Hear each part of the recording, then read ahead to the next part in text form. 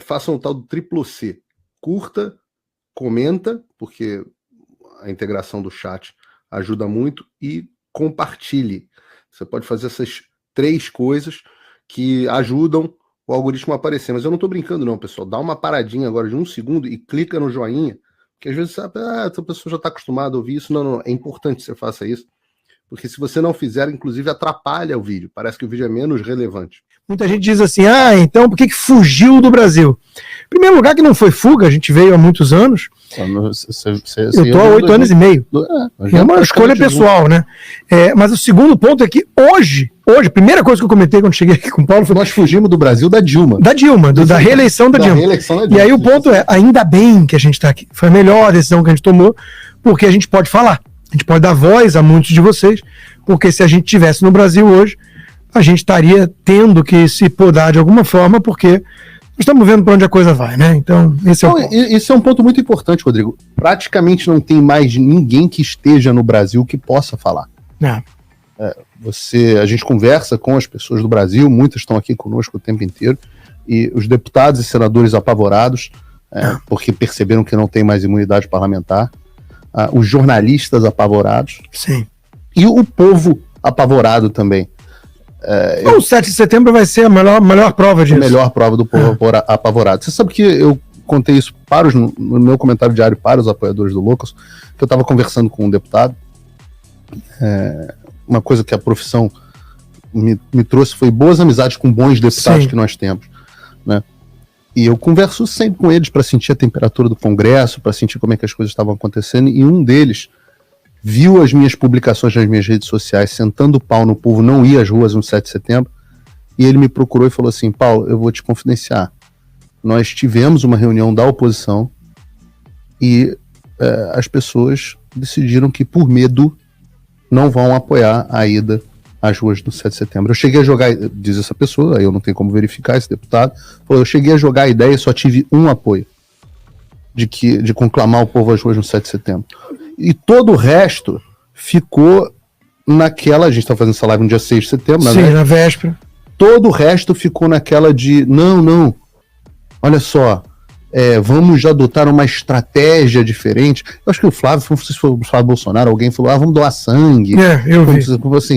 Como forma de protesto. Mas esse é um bom tema pra gente abrir lá. Doar sangue é sempre uma coisa boa. Eu lembro quando você participou lá do 4x4, que isso foi até um ponto de divergência e eu convergi para a sua visão. Falei assim, que tinha aquela história do MBL. Tá muito em marco. E aí eu consegui, realmente ver o big picture, que o MBL é um grupo de oportunistas que até apanha dos comunistas e tudo, mas eles se merecem, né? O João Willis apoia quando agridem a turma do MBL, que eles chamam de fascista. Mas não vem ao ponto isso. O ponto é que sair às ruas talvez seja, ou talvez fosse, a única opção do Brasil para tentar frear essa ditadura, uma vez que ninguém mais confia nos generais melancias.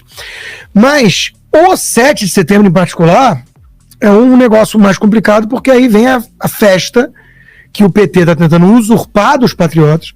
Você vê as postagens todas deles, da própria presidência oficial, mostrando já o Palácio de verde e amarelo, a Brasília ali com a projeção, né, nos prédios do verde e amarelo. Eles estão tentando falar em união, em patriotismo, e eles ficaram incomodados com essa ideia de boicote.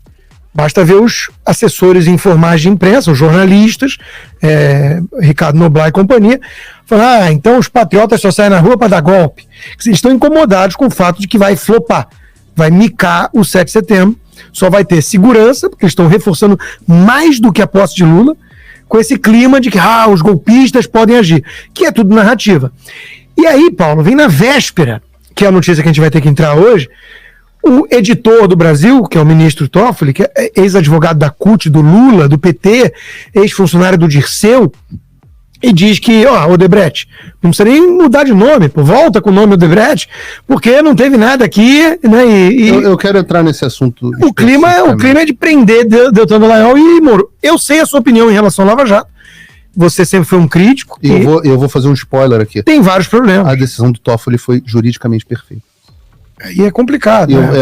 É uma boa discussão para ter. É uma boa discussão para ter. E é bom que a gente tenha. Porque o problema é o seguinte, meu problema é o seguinte. Mas eu não quero entrar, né, nesse a gente pode falar do 7 de setembro. Porque a gente vai poder falar 1000 coisas do Toffoli que eu não quero nem esquecer. Exato. Quem ele é, para lembrar. Vale um capítulo. Agora, a questão é, na véspera do 7 de setembro vem esse soco na cara, né? É muito mais vergonhoso dos do que patriotas. E a decisão do Toffoli é perfeita justamente por isso.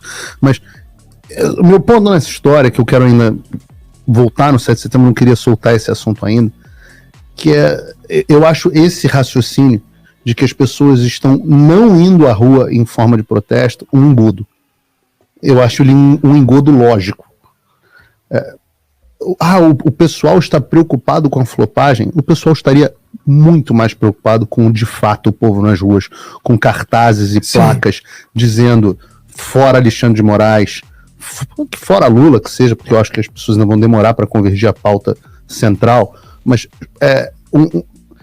imaginar que o PT está mais preocupado com as pessoas ficando em casa, que é o status atual, do que com o povo na rua apresentando as suas demandas, eu diria que é uma sandice lógica. Não tem a menor dúvida. E todo tirano se preocupa com o povo na rua. É claro. O que o Putin fez logo no início foi um jeito de impedir que isso acontecesse, que é o que o Alexandre de Moraes está fazendo. Exato. Ele sentou porrada nas oposições quando saíram nas ruas. Recomendo a todos o livro Winter is Coming, de 2015, do Garry Kasparov, o grande enxadrista e ativista pela liberdade e democracia na Rússia.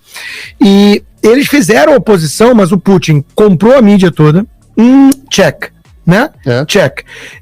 Quando dominou os meios financeiros, os oligarcas que tinham poder de fazer oposição foram expropriados, tipo Rodorkovsky, que foram presos em alguns casos, e os oligarcas aliados de Putin assumiram as empresas, quase check, né? Alguns empresários grandes no Brasil continuam intimidados e sob inquéritos ilegais.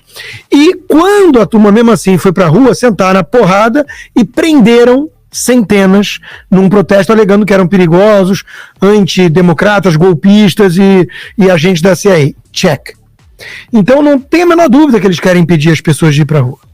Meu ponto não é ir para a rua ou não. Meu ponto é o 7 de setembro tem que ter luto, a nação, os patriotas. Meu ponto é... A ida de preto não era má ideia. A ida de preto não era uma má ideia. Meu ponto era não sair às ruas de verde e amarelo para festejar o 7 de setembro. Esse era o meu ponto. Não, mas eu não acho que as pessoas fossem pra rua festejar o 7 de setembro. É o que a Soraya Tronic quer. Em primeiro lugar, eu acho que festejar o 7 de setembro, a data da independência do Brasil, é bacana, independente de quem tá no poder. Utilizar esta data como uma forma maciça de protesto é um momento único, porque é uma data. Nós tivemos os maiores protestos em 7 de setembro. Sim, eu lembro, no passado eu no Rio de Janeiro. Pois é, em Copacabana, eu encontrando o Nicolas Ferreira, a gente nem conseguindo se falar. Tamanha a quantidade de gente humilde, gente do povo, que estava lá para defender, né, as liberdades e a Constituição.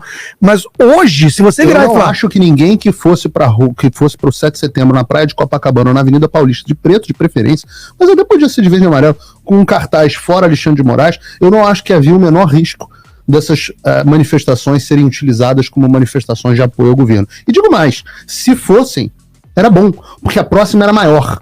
Ia estar todo mundo mais de preto. O que eu considero é que, eu estou falando isso desde março, e a gente convergiu nisso, porque as pessoas precisam voltar para as ruas para iniciar um movimento de rua. Sim. Reiniciar um movimento de rua.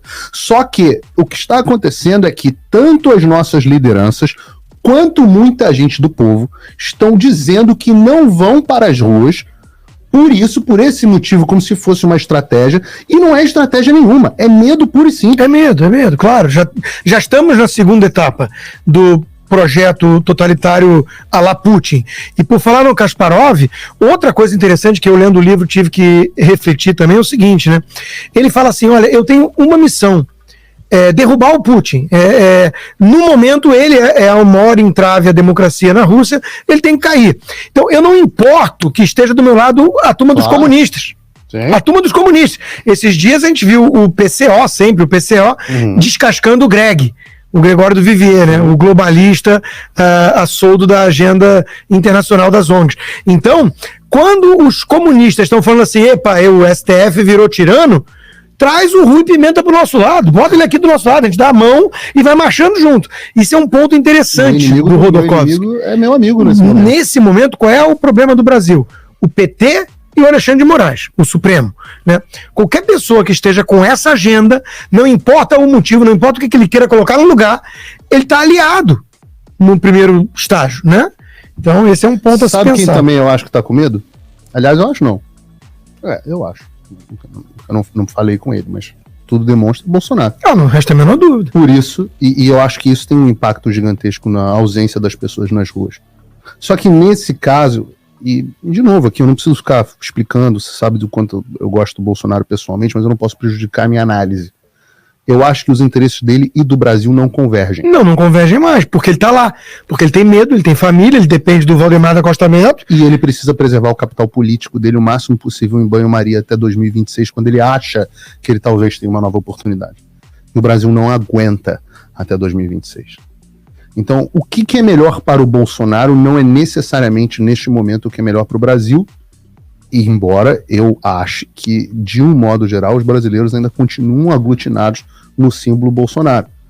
Como analista, eu não faria uma análise independente se eu não dissesse isso para as pessoas. O Bolsonaro nunca foi, em momento algum, um bom estrategista. Se fosse, nós não estaríamos na situação que nós estamos. Mas mais do que isso, a estratégia dele, a estratégia pessoal dele, é de preservação. Isso pode traçar um paralelo até bom para trazer capital político e da liberdade, porque ele está no limiar de ser preso. As falas sobre ele ser preso já saem da boca do diretor da Polícia Federal. Sim. Que não é hora. Que não é hora. Esse é estrategista. Exato. Agora, isso traz até um paralelo